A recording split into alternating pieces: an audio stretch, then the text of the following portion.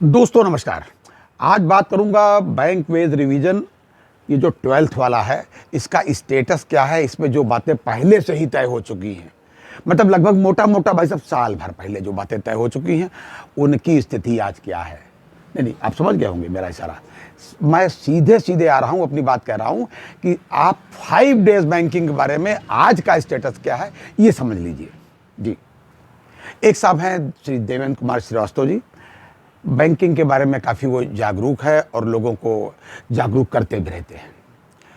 बहरहाल उन्होंने एक आरटीआई डाला था जनवरी में डीएफएस को कि भाई 5 डेज के बारे में तो कुछ बताया। 2-3 सवाल उन्होंने ऐसे पूछे 5 डेज के बारे में, भैया कोई प्रपोजल इस संदर्भ में आपके पास है कि नहीं है।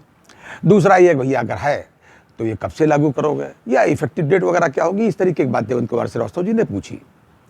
अच्छा, श्रीवास्तव जी चूँकि बैंक के अपने थोड़ा सा ज़्यादा रुचि रखते थे तो उन्होंने सीधे सीधे भाई इस उम्मीद से लगाई कि जब तक हमारा जवाब आएगा तब तक हो सकता है हो ही जाए।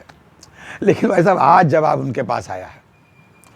पहली बात तो सीधे सीधे उसमें नकार दिया कि भाई साहब ये आरटीआई में ये कवर नहीं होता, सीधे सीधे उन्होंने कह दिया। और दुनिया भर का दफा धारा सेक्शन एक्शन सब दुनिया भर के बताए, हम लोग तो सीधे सीधे जानना चाहते हैं भैया कब लागू हो रहा है। अरे करोगे भी कि नहीं करोगे, सीधी सीधी बात बता दो। बहरहाल दुनिया भर की बात बताई कि साहब वो धारा में कवर नहीं है। लास्ट में जरूर एक लाइन जोड़ी, however so far as information is, उनकी अंग्रेजी इस टाइप की कुछ लिखी थी कि आईबीए ने अपनी रिकमेंडेशन के साथ प्रपोजल डीएफएस के पास भेजा है, वो प्रपोजल प्राप्त हुआ, बस इतना ही बात है। कब लागू करेंगे और कब नहीं करेंगे, करेंगे कि नहीं करेंगे, ये उन्होंने बिल्कुल नहीं बताया है। यानी कि अब तक नहीं बताया। और स्थिति मैं आपको बता दूं कि भाई साहब मुझे ये उम्मीद थी, और मुझे क्या सारे लोगों को, जो लोग बैंक में कार्यरत नवोदित जो नए लोग हैं बच्चे, और सबको ही उम्मीदें थी कि भैया शायद जल्दी लागू हो जाए। अब तो हो सकता है कि अगले महीने यानी कि मार्च में, मुझे ये लग रहा है कि आधे मार्च के बाद हो सकता है चुनाव का ऐलान हो जाए। जो चुनाव का ऐलान हो जाएगा तो हो सकता है कि भाई घोषणा हो जाए, मेरा ऐलान का मतलब घोषणा हो जाए। हो सकता है तब तक ये फिर मामले ठंडे बस्ते में चला जाए। हालांकि ऐसा होना तो नहीं चाहिए। जैसा डीएफएस ने तेजी दिखाई, भाई तेजी दिखाने का मतलब है यही है कि पहले थोड़ा सा बैंक वालों को थोड़ा साथ लिया जाए। कोई बुरी बात भी नहीं है भाई, उनका चुनाव है तो उसमें कोई बुरी बात नहीं। हम लोग भी यही इंतजार कर रहे थे कि भाई चलो चुनाव चक्कर में ही कर दिया जाए। लेकिन 5 डेज बैंकिंग जिसका बड़ी बेसब्री से इंतजार था, पहले से हम लोग कहते चले आ रहे हैं और इनको करना भी है। लेकिन भाई साहब अभी तक उस पर डीएफएस का उत्तर यही है आज की, यानी कि 23 तारीख की जो उत्तर दिया उन्होंने, 23 का भी उत्तर यही है उनका कि साहब जो है प्रस्ताव तो है हमारे पास में, एक कवर नहीं होता इसलिए कुछ नहीं बताएंगे। इस पर कोई जवाब नहीं है।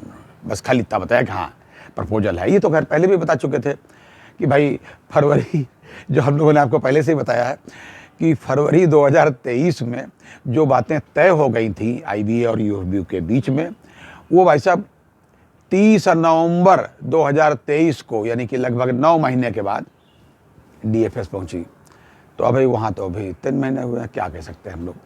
ये इस तरीके की बातें। अच्छा, एक आध बात और, आप देखते होंगे कि ये जो रिटायरीज हैं इनको हर तरीके से तकलीफ़ें देने का पूरा प्रयास, पता नहीं कैसे सिस्टम क्या है, इनको यही होता है। इनका लगभग 30 साल से, ना तो 28-30 साल से पेंशन अपडेशन हो रहा है। कि ये जो आप देखते होंगे रिटायरीज के मामले में हेल्थ इंश्योरेंस का एक इशू है।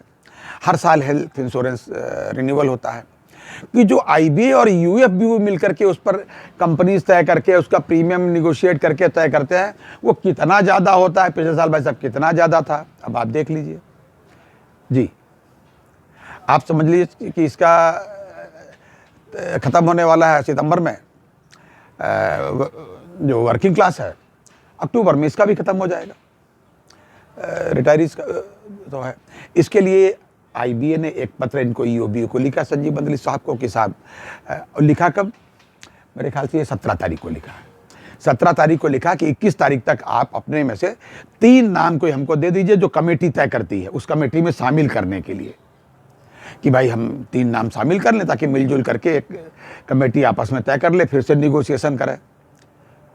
अब उस 3 नाम को 21 को मांगा था और 21 तारीख को बंदली साहब ने अपने जो यूएफबी में शामिल एसोसिएशंस हैं उनके जनरल सेक्रेटरीज को पत्र लिखा।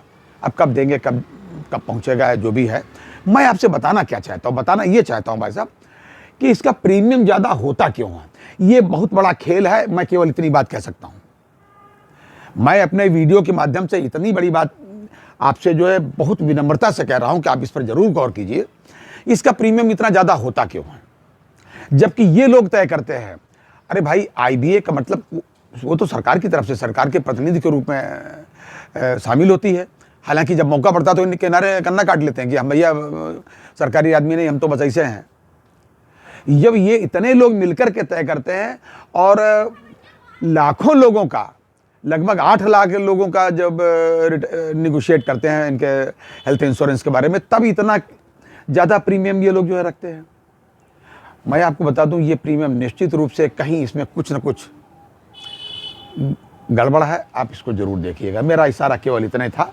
आप अपने कमेंट में बताइए कि इसमें क्या क्या हो सकता है भाई साहब। और इतना प्रीमियम ज़्यादा नहीं होना चाहिए, किसी भी प्रकार से नहीं होना चाहिए।